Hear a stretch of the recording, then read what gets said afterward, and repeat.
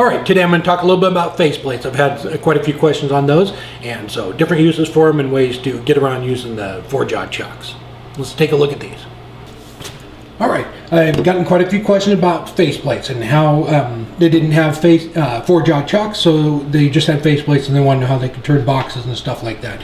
So here it is. Just get a thicker waste block. Don't use end grain.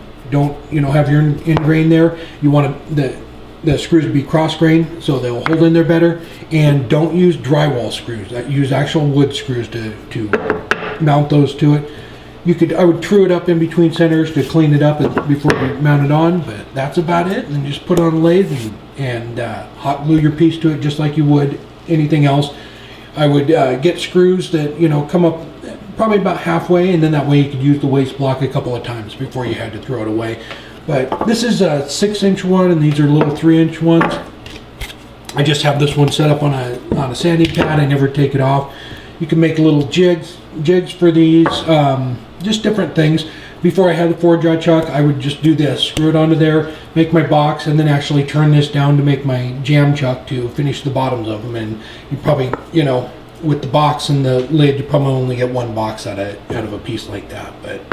But that's, if this is all you have, that's all there is to it, is just screw it to it and turn away. This one is probably more for doing platters and bowls and stuff. You just screw your piece to it, finish the outside of it, and then go ahead and turn it around. But that is about it, and this is all they used to have before they came up with the color chuck. So I think that covered everything. And I have one quick question about lathe height, and I want to kind of just clear up real quick.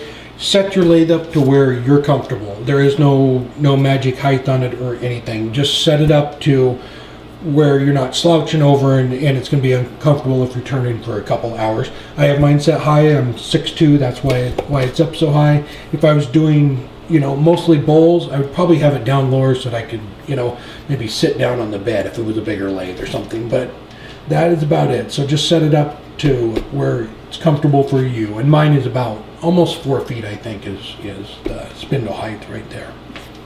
All right, I hope that helped. All right, I hope that cleared up any questions you had about the faceplates. I'm trying to get a bowl video up, and I should have it up in the next few days from start to finish and how to get it dry and everything. But thanks for watching, and don't forget to subscribe.